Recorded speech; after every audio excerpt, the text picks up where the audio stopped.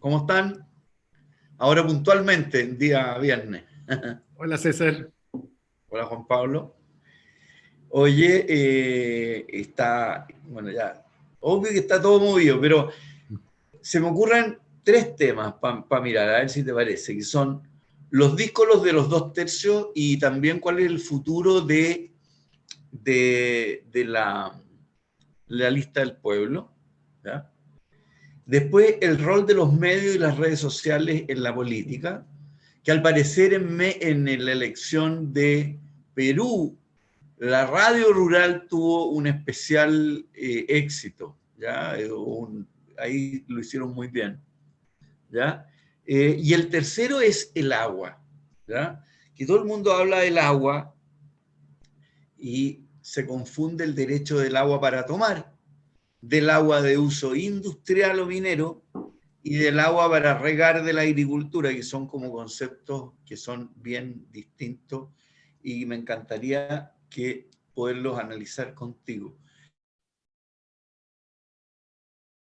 Vamos al cuento de la lista del pueblo y que está unida al PC y a los díscolos del dos tercios, que hoy día salió una lista de personalidades importantes de izquierda, de centro izquierda, diciendo, oye, nosotros la verdad que aquí hubo un contrato, parte del contrato social parte el 15 de noviembre, en que nos pusimos de acuerdo en una serie de cosas y no es la idea el mover todo, ¿verdad? O sea, ustedes son una parte y aquí sí hubo acuerdos y los acuerdos sí se respetan. Así que darle, ¿ya? Y también de cómo ves tú esto de la lista del pueblo, que yo he escuchado opiniones razonables de alguna gente y muy poco razonables de otra. A ver, ¿cómo lo has visto tú?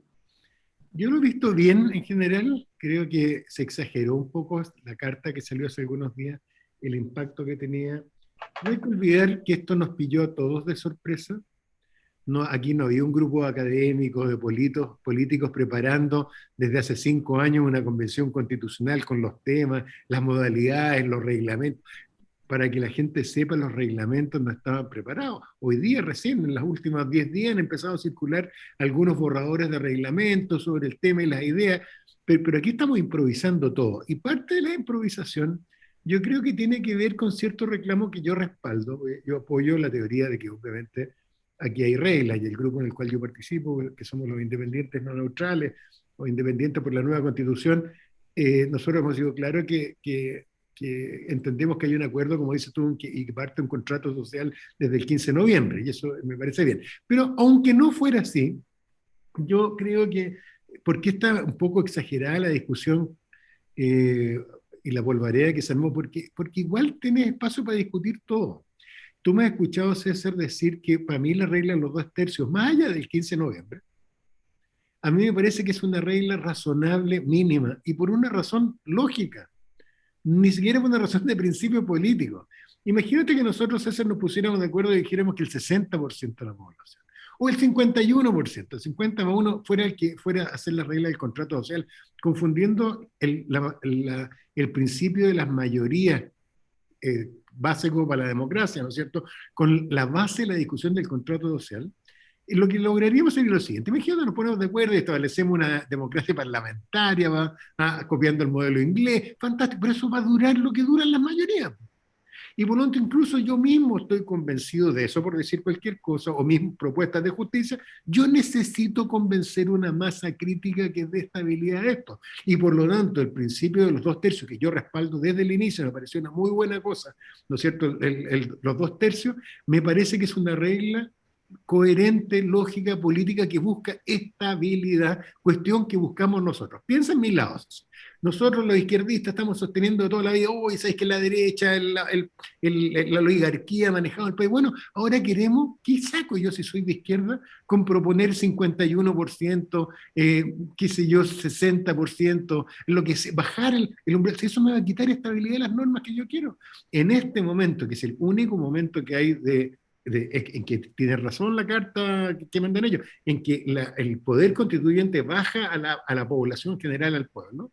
En este momento tenemos la obligación para producir estabilidad, que son estas reglas del juego, el contrato social, de que sean acuerdos muy sólidos para que duren en el tiempo y logren perpetuar cambios culturales. Y por lo tanto, a mí me parece que primero, los que firmaron la carta no siquiera alcanzan a hacer un tercio, por lo tanto no alcanzan ni siquiera a bloquear algo. Pero en segundo lugar, yo creo que conceptualmente tienen la razón. Yo no es la cosa puntual de la regla, pero es la cosa de fondo. Aquí vamos a decidir, dentro de la Asamblea Constituyente o Convención Constitucional, vamos a definir lo que viene para el país. Podríamos definir que esto fuera una monarquía, podríamos definir que es una república, democrática, presidencial, federal, podemos definir todo sin límites, eso no está limitado en ningún lado. Entonces, yo creo que es mucha polvareda, creo que aquí ha habido gente que le ha interesado literalmente, César, en mi sector producir sustos. Y que el sentido de la discusión es, vamos a decirle aquí que no nos sentimos obligados por las reglas de los 2/3, si no tiene ninguna importancia al final, aunque no estuviera, esa regla va a tratar de imperar igual, porque de otra forma, y lo hemos vivido, pues ese, mira las fluctuaciones en los últimos 4 periodos presidenciales, presidente de derecha, presidente de izquierda, presidente de derecha, de izquierda, sabemos que el sistema político fluctúa. Y tenemos que tener reglas que no fluctúen con estos ciclos políticos. Y una cosa, pero ¿y cuál es esta fórmula latinoamericana de cambiemos la constitución a cada rato? Porque todos los países armaron constituciones, las han ido modificando, han hecho todo tipo de cosas. ¿Por qué esto es tan latinoamericano? O sea, Francia no se habla de cambiar la constitución, ni en Alemania, ni en Japón, ni en Estados Unidos. Es propio de la debilidad institucional, César. Diablo. Eso tiene que ver con debilidades, con poco arraigo, con poco apego con las instituciones, y con ensayo y error, y con mala calidad de nuestra dirección política y nuestra de los abogados. Los abogados, da lo mismo de dónde seamos, la gente debiera esperar que nosotros construyamos modelos durables. Por ejemplo, a mí tienen que cobrar la cuenta, si el señor Hermosillo está proponiendo la justicia ciudadana, bueno, pero monta un sistema de justicia ciudadana que dure, y no que, como dices tú, que lo metamos dentro de la Constitución y en 5 años más la gente esté cabreada a los jurados y no sé qué historia y deciden cambiarlo. Aquí tenemos, y es donde fallamos en Latinoamérica, ¿sí?, que es producir estabilidad institucional y a tener la sabiduría de fijar reglas de juego que nos sirvan a todos, que es lo que yo tengo esperanza que vamos a hacer en Chile. Entonces tú dices, ¿por qué? Por eso, tenemos muy bajo apego institucional, y eso se nota en la corrupción flotante que hay en América Latina, en la violencia, César, los niveles de violencia, que hay que recordar que América como continente es el continente desde el punto de vista de delincuencia más violento del mundo, a uno se lo olvida. Y si uno se le olvida México y la violencia en norte de Argentina. No, en Centroamérica. La violencia en Centroamérica y la violencia en Brasil, César. Entonces, sí, ¿para qué decir Venezuela, Colombia, etcétera? Entonces, la tenemos normalizada. Pero es eso, es que somos todavía, salvo Argentina, que es distinto en mi opinión, el resto somos todavía países adolescentes. No hemos logrado madurar una institucionalidad. Ahora, en Europa es más fácil que eso se haga porque tienen una trayectoria constitucional más larga, y yo creo que no es más larga, Juan Pablo. O sea, la primera constitución de Alemania la hizo Bismarck en 1874, que por primera vez dio voto universal masculino, que no había, ¿ya? En Italia, hubo una constitución a partir recién de 1850 y algo, que a propósito de estar leyendo la historia de Mussolini y la historia de Italia, que es bien interesante. En España hubo una constitución de 1812 que se cambió numerosas veces. España también es otro país que cambia la constitución a cada rato. Alemania le armaron una a los aliados, o los americanos en el fondo, después de la guerra, y no la han cambiado más. Y así, o sea...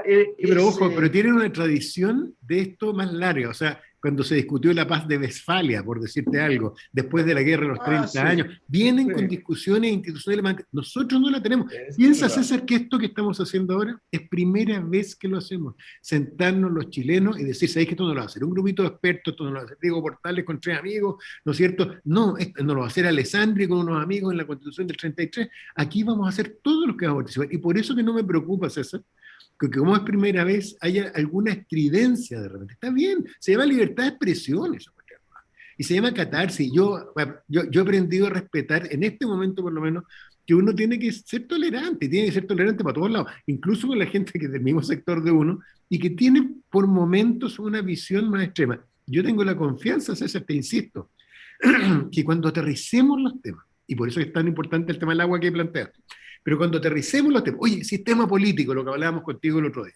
oye, ¿sabes que las regiones, vamos a un sistema federal, no sé, pero ahí se te acabaron las trincheras y vas a descubrir lo obvio, que hay gente de derecha que es partidario de un sistema semiparlamentario y hay gente de izquierda y que está cruzado. Y lo mismo en relación con el tema del poder local, etc. Y ahí se van a acabar y nos vamos a remangar y nos vamos a poner a construir la institucionalidad que no tiene que ver si uno es de derecha o de izquierda y que asegura una estabilidad y un desarrollo armónico empoderando a los ciudadanos comunes que han estado desempoderados por la élite desde siempre. Igual yo voy a echar de menos en esta discusión constitucional a mi amigo Jaime Guzmán. Pucha, que hubiera sido una voz importante en el cuento. Oye, ¿y qué pasa con la famosa lista del pueblo en el cual tampoco hay una gran homogeneidad y tampoco hay líderes, lo cual yo lo encuentro desde mi punto de vista personal, de derecha, aristocratizante, estupendo porque me daría pánico que de la lista del pueblo se apoderara un Mussolini, un Hitler o un Lenin. Pero ¿qué va a pasar con ellos? Porque ya se ve que con los partidos políticos, salvo con el PC e incluso con el Frente Amplio, empiezan a haber coscorrones. O sea, ¿sabéis qué? No, ustedes no los vamos a dejar constituirse en partido así nomás. A ustedes no vamos a, o sea, ojo con esta cuestión, ¿ya? Tal cual. ¿Cómo ves tú? Yo lo veo muy bien. Yo creo que sí. Yo creo que ellos van a hacer un tremendo aporte, porque efectivamente lo que tú describes es real. Es parte del movimiento social del 18 de octubre que salió a las calles a protestar por distintas razones, como una melodía común, pero por distintas razones están reflejados ahí. Hay gente más puntúa, un poco gente menos puntúa, gente más preocupada del tema del agua, como tú, otros más preocupados del tema indígena, otros más preocupados del tema de género. Pero yo conozco a muchos de ellos y son muy buena gente y estoy seguro que son gente que tiene las mejores intenciones posibles y que lo que están buscando es efectivamente, por eso que pelean tanto con los partidos de izquierda, lo que no quiere es ser cooptados por los poderes fácticos de la izquierda. Así como la derecha tiene su poder fáctico, la izquierda también. ¿Cuándo vamos a invitar a alguno de tu lista de los neutrales, no neutrales y qué sé yo? Se me ha olvidado, pues encantado. Yo voy a tomar contacto con varios de ellos. Yo creo que hay varios de ellos que pueden darnos visiones en este sentido.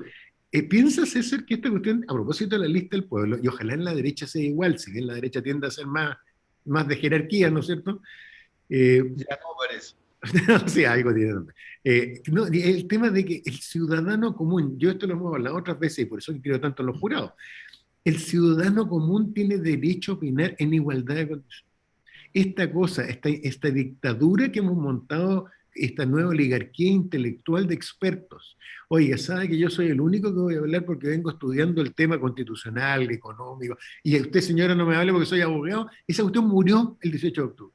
Y yo creo que es muy sano. De hecho, César, a ti que te gusta también la historia, cuando uno revisa, que yo recomiendo a la gente que lo haga, muy bonito, cómo se fue desarrollando la Asamblea Nacional en la Revolución Francesa, cuando se instaura por primera vez la Asamblea Nacional después de que se cierran los Estados Generales, tú vas a ver que hay el mismo choque, el choque de repente del intelectual que ha pegado a la filosofía, izquierda o derecha, pero que cayó preparado, experto, versus la señora que está elegida en la Asamblea Nacional y que es panadera, como un ejemplo. Y se produce este choque, pero se produce por primera vez en Francia una conversación de iguales. Y yo creo que en ese sentido, en la lista del pueblo va a aportar mucho. Yo no sé cuál historia de Francia leíste, porque la que yo leí, los intelectuales, los jacobinos, se apoderaron de la cuestión. Eso estáis contando el final de la película. Sí, pues. Y mataron a todo el mundo y cuando no quedó nadie más que matar. Claro, pero estáis contando el final de la película. Yo te estoy hablando antes del régimen del terror. Ya, pero claro, Te estoy hablando de 1890, 1790, pero, 1791. Juan Pablo, cáchate, arruinaste la película. Lo mismo, hablaron, conversaron todos entre iguales y cuando se acabó esa conversación llegaron los jacobinos y después llegó Napoleón, digamos. Entonces, claro, porque la Asamblea Nacional, César, y este es un tema a discutir, pero yo, es la impresión que me da, fue una asamblea constituyente. que se tomó el poder. Es como que nuestra convención constitucional derogara el Parlamento o se transformara en Parlamento además, todo junto, pero además sin tiempo. Y se decidiera establecer en forma permanente. Entonces, cuando tú ves que se forma la Convención Nacional al comienzo, surge como motivo de una especie de convención constitucional, lo que busca, primero, representar a la gente, pero después buscar las bases del nuevo contrato social republicano. Y ahí empiezan a agarrar papas y empieza a perdurar en el tiempo. Y el periodo que tú describes, que cuando colapsa la democracia de la Asamblea Nacional, es básicamente a partir de 1793 con el régimen del terror, cuando los jacobinos toman el control, ¿no es cierto? Los cabezas pistola. Pero antes funcionó bien. Bueno, pero aquí eso no va a pasar, porque tenemos Ya, que a mí, mira, te pongo a contrapunto, ¿ya? A mí me encanta, en cambio, la Convención Norteamericana de las 13 colonias, en que fue la élite de las 13 colonias la que fue a representar y sacaron una cosa que es la constitución más larga que hemos tenido, ¿ya? Y que ha sido súper durable y que estuvo súper bien pensada, de gente que sí tenía educación constitucional o sí tenía educación filosófica, digamos, en ese minuto, porque no es que fueran abogados, pero era gente que hizo una tarea muy buena sin que fuera necesariamente la señora Juanita la que no, era hablara, la élite. pero personas que sí estaban pensando en los granjeros, en los pioneros, etcétera, etcétera. O sea, a mí me encantaría que esta constitución también la armaran la mejor gente que tenemos para hacerla al final. Pero eso va a Porque pasar, esto, César, porque va a pasar. O sea, mi amigo Pablo Ruiz Tagle, que es un gran constitucionalista, ¿no es cierto?, el decano de la Facultad de Derecho de la Universidad de Chile, un tipo que sabe, una enciclopedia en estos temas, Pablo. Y Pablo lo van a citar, estoy seguro, y lo van a escuchar sobre el régimen político, y va a explicar lo que él sabe, su experiencia, y obviamente ellos van a poder transformarse en personas que convenzan a la Convención Constitucional de cosas, porque hay cosas que son razonables y hay experiencias muy interesantes de las cuales uno puede aprender, pero lo bonito acá es que lo va a decidir esto. O sea, una cosa que Pablo Ruiz Tagle o déjame otros hacer, planteen el tema, pero lo va a definir una señora común y corriente. pero te hago el contrapunto. Por ejemplo, todos los técnicos, todos los economistas de izquierda, centroizquierda y derecha dijeron que eran malos los retiros del 10%. Pero las señoras Juanitas del Parlamento, algunas son señoras Juanitas, otras son gorditas, otras son como gallinas secas, ¿ya? ¿Cómo se llama? Decidieron otra cosa, una y otra vez. Entonces, ¿estaremos también sujetos a eso? Bueno, si la democracia tiene ese defecto, pues esto lo descubrieron los griegos, acuérdate de Platón, quien mismo decía, porque al final Platón, la gente no lo sabe, pero era oligarca, era partidario del gobierno de los sabios, lo que tú estás diciendo, los expertos, de la gente buena, etc. En general, los tres grandes filósofos clásicos griegos eran partidarios de una oligarquía y le tenían terror a la demagogia, ¿no es cierto? Y que la persona común y corriente menos educada tomará decisiones equivocadas.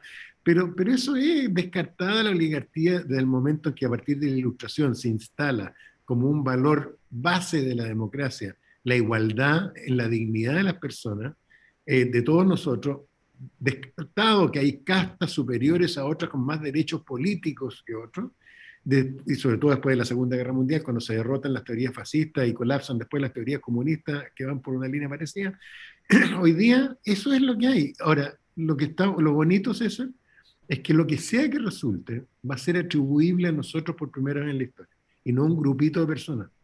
Así que yo creo que nos va a ir bien, yo estoy seguro que nos va a ir bien, del punto de vista de que vamos a tener, acuérdense, yo de lo mismo, yo soy del Colo o de la U y el otro de la Católica, es que hoy día no estamos hablando de cuál es el mejor equipo, hoy día lo que estamos hablando es cuáles son las reglas por las cuales van a jugar los equipos, y ahí vamos a aplicar la mayoría, simple mayoría y todo el cuento, pero hoy día tenemos que producir consensos, ojalá lo más amplios posible, para crear reglas de participación ciudadana que permitan desarrollar el país, no solo en lo económico, en lo social, y a propósito del tema del agua, y que nos permita desarrollar en forma sustentable, ¿no es cierto?, nuestro país y sin destruir el medio ambiente. Déjame ir al tiro entonces al tema del agua y dejamos los medios para el final. Lo del agua, ya la gente común y corriente que a mí me ha tocado hablar, dice, la gente tiene que tener derecho al agua porque el agua es la vida, no hay, o sea, nadie puede dejar de tomar agua, el 60% de nuestro cuerpo es agua, etcétera, etcétera, etcétera. ¿Verdad?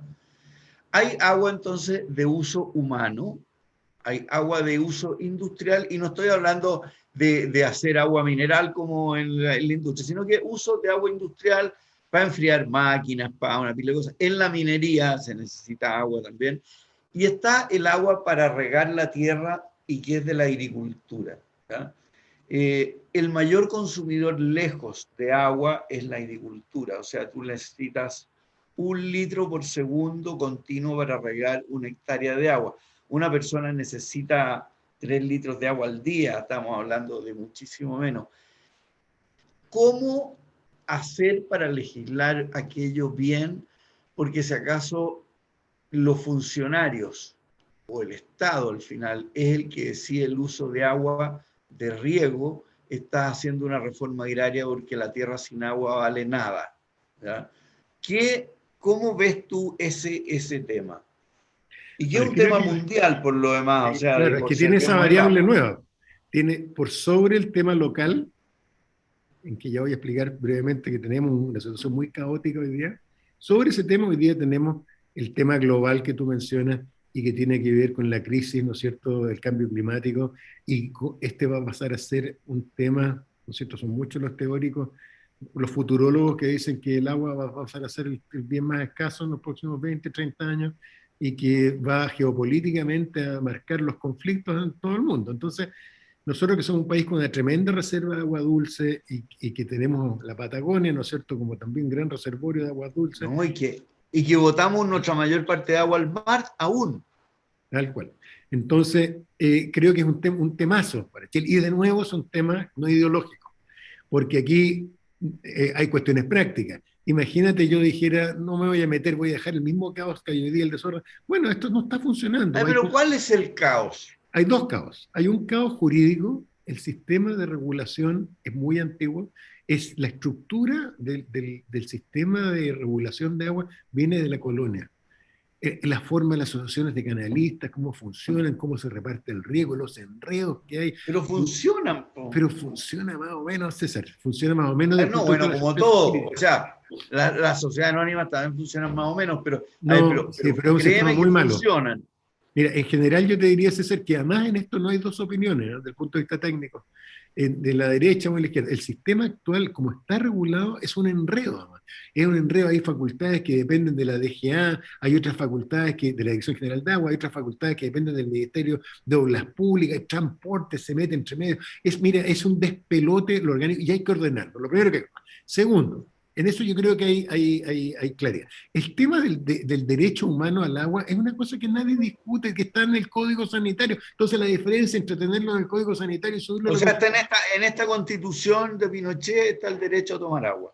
Claro, o sea, lo que te quiero decir es que todas esas son discusiones, de nuevo son estridencias, disculpa, son estridencias más que temas de fondo. Nadie discute que hay un derecho humano al agua. ¿Cómo le vamos a decir a la gente de Petorca o cualquiera de estos lugares que no tienen agua que no tienen derecho al agua? Es imposible, eso es obvio.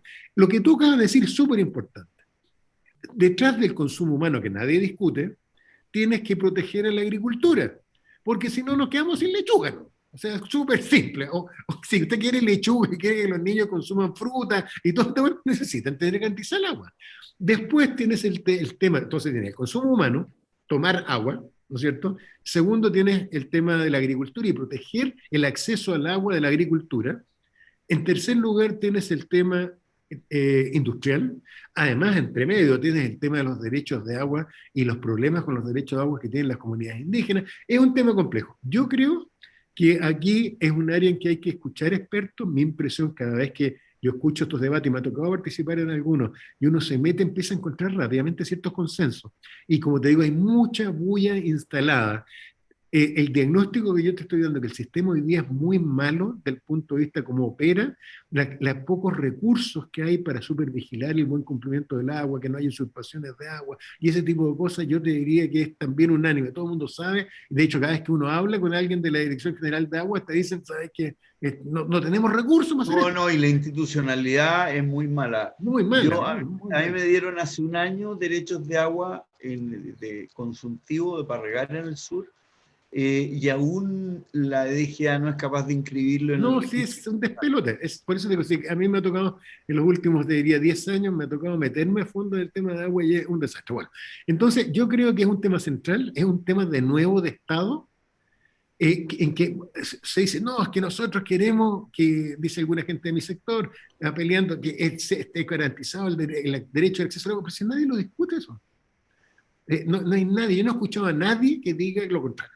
Entonces, el problema que tiene es el que tú dices, ok, tenemos un recurso hoy día escaso, sobre todo en la zona central, y tenemos que ser capaces de tener una discusión. Nadie discute la primera cosa, el tema del uso humano, nadie discute el tema del uso de la agricultura, como alguien va a discutir que un agricultor puede producir, ¿no es No cierto?, sé, productos básicos en esto, y tienes el problema del choque a propósito de las paltas, del choque, los eucaliptos en el sur cerca de las comunidades indígenas. Este tipo de cultivo que consume altos niveles de agua y que puede dañar a vecinos, que es lo que pasa en algunas comunidades indígenas del sur que están rodeadas por eucaliptos, en que les secaron las napas.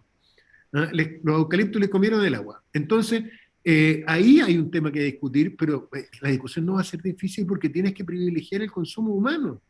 Ahora, en el tema industrial, yo no sé, ahí ya escapa mi no, conocimiento. ahí, oye, ahí es menos grave el tema, porque el consumo es mucho menos y porque los avances en desalinización de agua de mar son tremendos, tal como los paneles solares.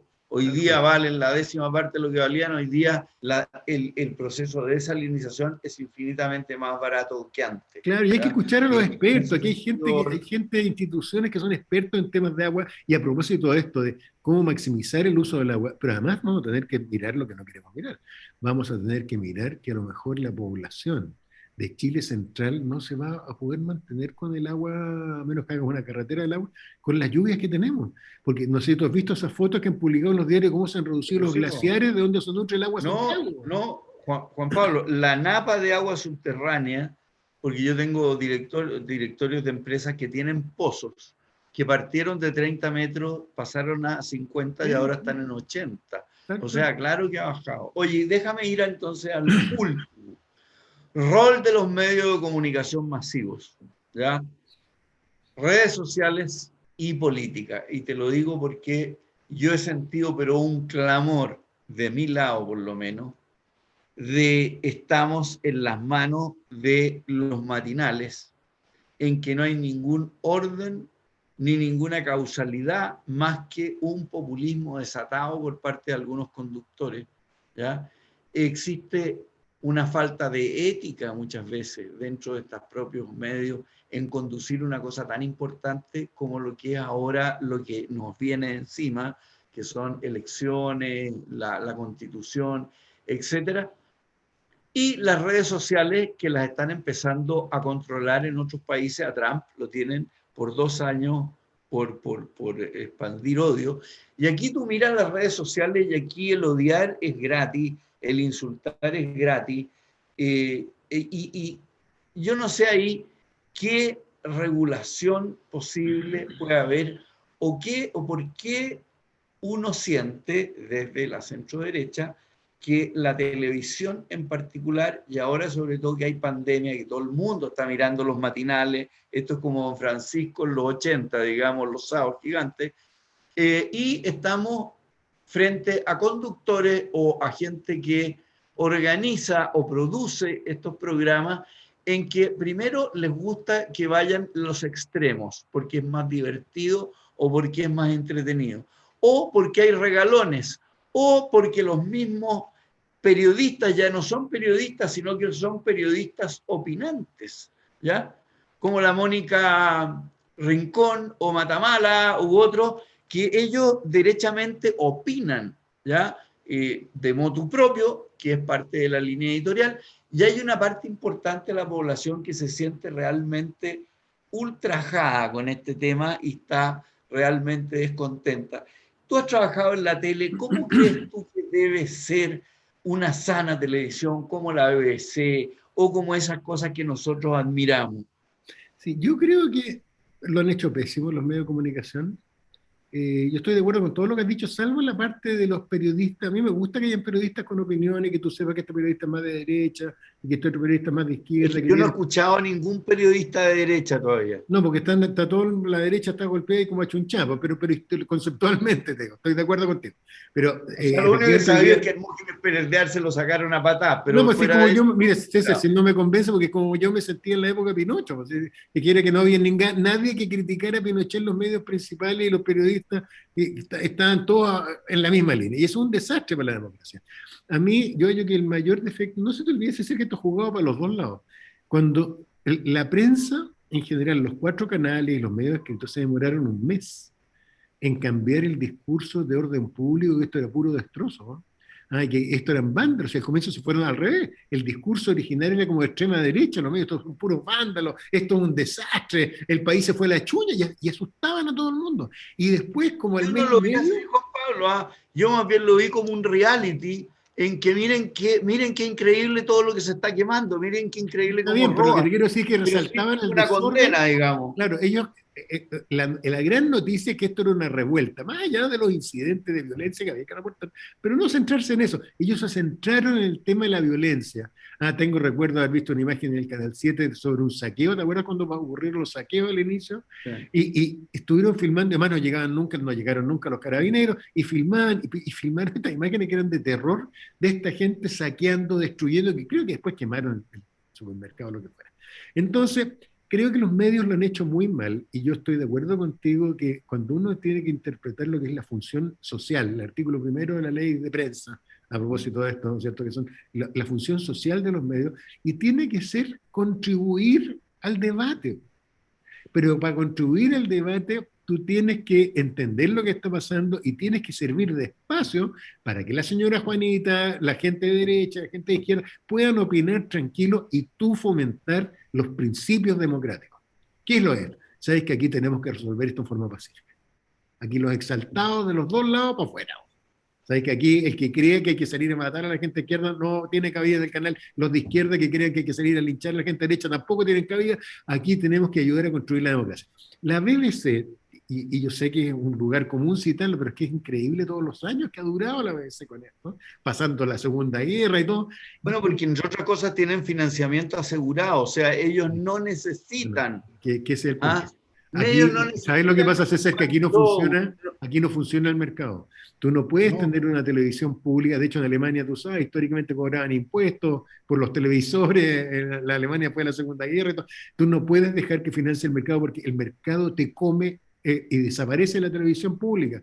Entonces aquí necesitamos sentarnos, darnos cuenta que esto que estás tocando es un tema clave para los próximos años y que aquí esto está funcionando muy mal y que necesitamos juntar platita y financiar un sistema de televisión pública que sea un sistema de verdad que fomente la discusión y que fomente el debate académico, que fomente el debate público y fomente la diversidad, que nunca Y se la puede mirar conversa con la izquierda o con la civilizada, derecha porque fomente la diversidad, claro, y la conversa civilizada dentro de esa diversidad, tal ¿cachai? O cual. sea, y a mí lo que me da un poco de lata, ¿ya? Es que la gente de mi lado alega de este cuento y dicen que ellos ya no ven la televisión ni los matinales porque para ellos verlo es comer pollo sobrecocido seco, ¿ya? Y entonces no lo hacen, pero tampoco hacen nada Armen un proactivo. canal, A ver, armen un canal, pues.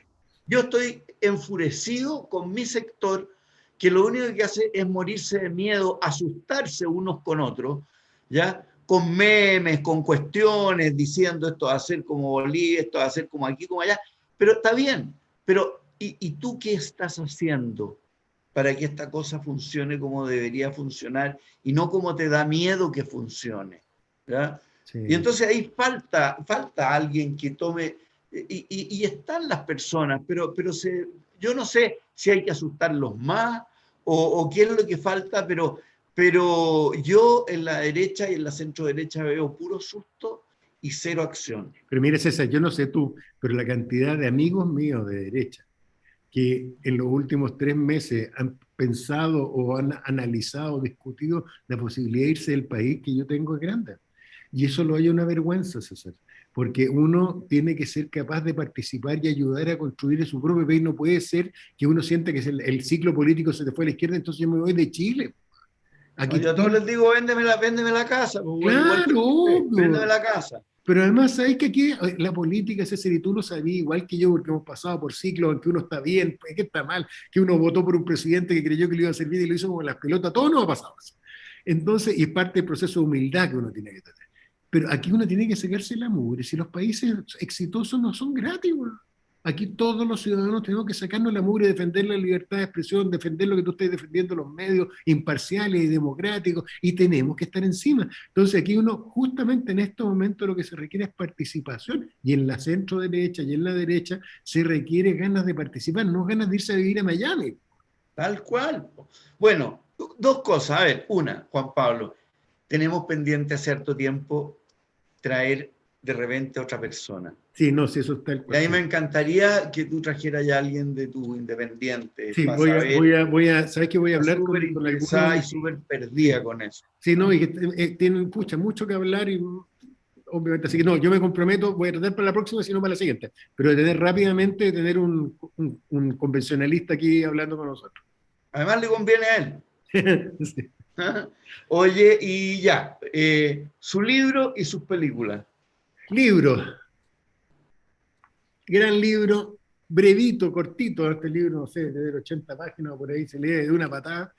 Este señor que ya falleció lamentablemente, que hace un desarrollo muy interesante de dos cosas que están pasando, la crisis de la política y es bien interesante, la crisis de los partidos de la política. Él falleció hace pocos años atrás, es bien actual, pero lo junta con la crisis de Europa parcialmente. Y es ¿Ya? bien interesante a propósito de la decadencia de un modo de hacer política y cómo a lo mejor estamos, lo recomiendo encarecidamente, gran autor, escribe muy bien además, escribía muy bien, señor Sartori. Y la película, una película también más liviana, una serial inglesa que se llama Line of Duty, La Línea del Deber, que está en Netflix, muy buena, tiene 4 temporadas, si no me falla la memoria, 6 capítulos, extraordinaria, y además permite no idealizar la policía inglesa, porque muestra además temas de corrupción, es muy nueva, y muy entretenida, así que también la recomiendo. ¿Y tú qué tienes? Yo tengo una película que se llama en inglés Walk the Dog, pero Ah, también se llama Escándalo en la Casa Blanca, muy buena. de Robert De Niro, Dustin Hoffman, Willie Nelson. Hay una pila de actores muy buenos y es entretenida, entretenida a morirse y no es pesada. Y el libro, el nuevo libro de Guillermo Parvex, que se llama Frontera Sur, ¿ya? Está Que es la bueno. historia de lo que hemos llamado algunos la pacificación de la Araucanía y la otra la usurpación de la Araucanía, etc. Guillermo Parvex ha tenido puros libros bien, bien buenos, ¿ya? Ha vendido Partiendo. libros, sí, creo que ha sido el récord de venta de libros.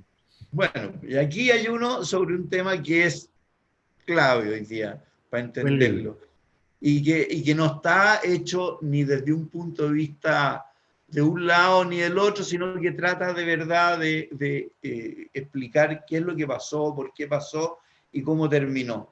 ¿Ah? Perfecto. Y Buena sería, pues, recomendación. y Eso. hemos cumplido nuestros minutos, así que Y vamos a tratar de conseguir constituyente, convencional constituyente. eso, y aprovecha ahora que van a estar todos en Sí, cuarentena. tiene que ser rápido, así es. Antes que Qué partan. lata esta cuestión, ¿no? Yo tengo que ir a votar a Colchagua el domingo, cáchate. Sí, pero anda a votar, es importante que votemos todos. Ya, es importante.